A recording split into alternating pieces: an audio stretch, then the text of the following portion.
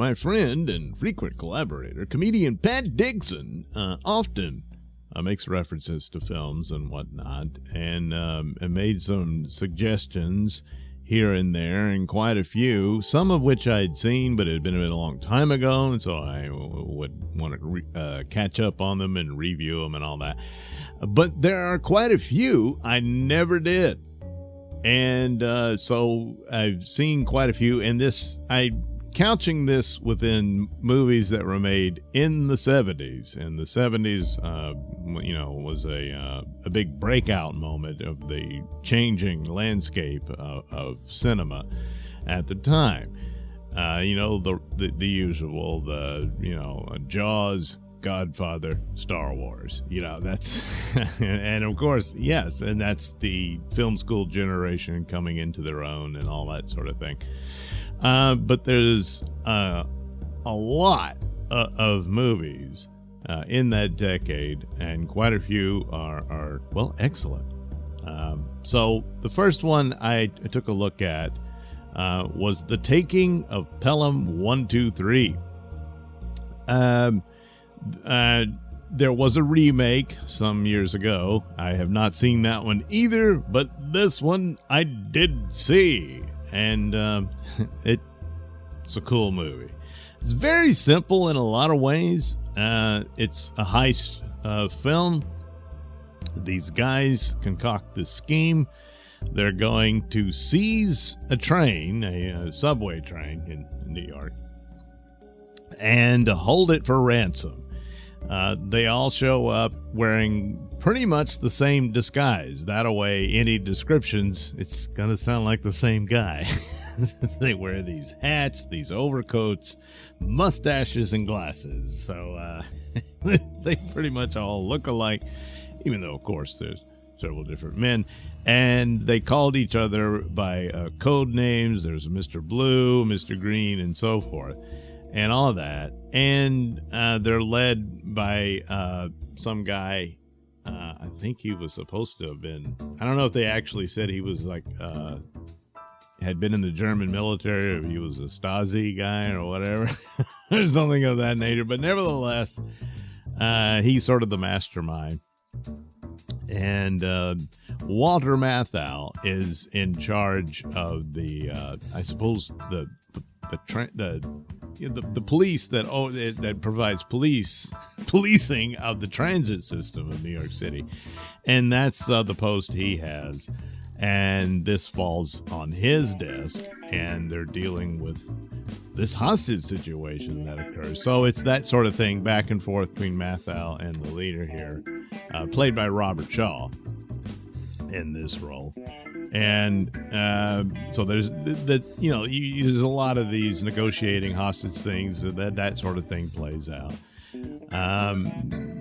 But here it's just, I don't know, the styling of it and everything is very captivating. Right off the bat, the different personalities of the hijackers and whatnot, and you pretty much know who's going to be a problem and all that, because the plan damn near works out. It damn near does, but, emotions, conflicting personalities, these sort of things happen. And the way one of the characters goes out, and it makes sense. It's like the only way this guy could go, It's just, he gave it his best shot. And ultimately, there's an occurrence. I'm not going to spoil very little of it. Well, I'm going to spoil, because I do think you should check this film out. Again, I don't know about the remake, but remakes tend not. Every now and then there'll be a remake that does better than the original, and this I doubt will be the case. This one is really good, and Matthau's perfectly cast for this. He's kind of, I got to deal with this, and all that. But it's deadly serious. And then the whole bureaucratic crap world that he lives in, and he's got to deal with this, that, and the other, and other guys bitching and complaining about their jobs when there's these lives at stake, and he's got to rein them in and that sort of thing. So it's all very well done. And, you can't help but wonder, had this happened, it probably would play out like this. And so, very entertaining, a feast, if you will, on many different levels. And and like I said, they almost get away with it. It all goes to hell, as usually is the case with some of these. No, some heist films, they make it, and all that kind of thing. So I guess I'm spoiling that bit of it. But how the final, catch happens is peppered throughout the film, and it. And it's kind of like, oh, damn it. One of those moments, and it's, well. And that's how it plays out. So I had never seen it before. This was early 70s. And another thing, it's a telltale sign of the 70s. I mean, you sort of have pre-70s and then post-70s. Of where you really, your main performers, all of it down the line, they just look like ordinary people.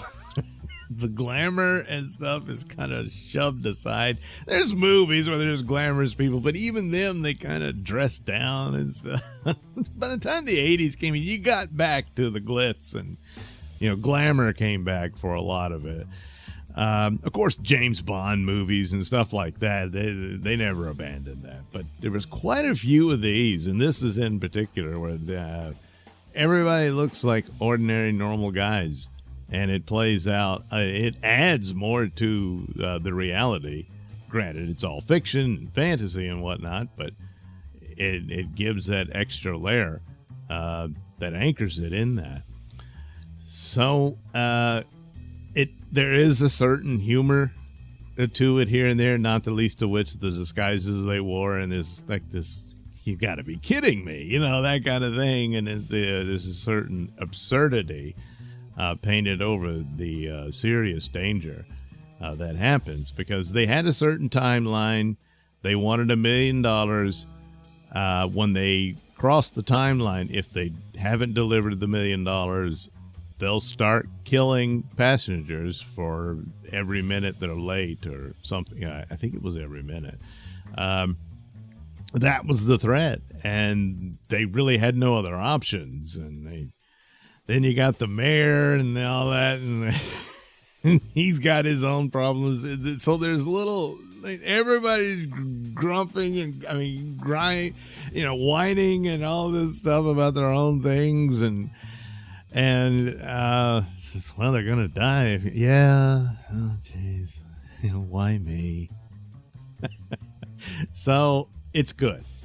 It's very well done, and so do check out The Taking of Pelham 123. Oh, and most addictive. Which this was the thing is like, yeah, even though I started, did I see this before? Because sometimes that'll happen too.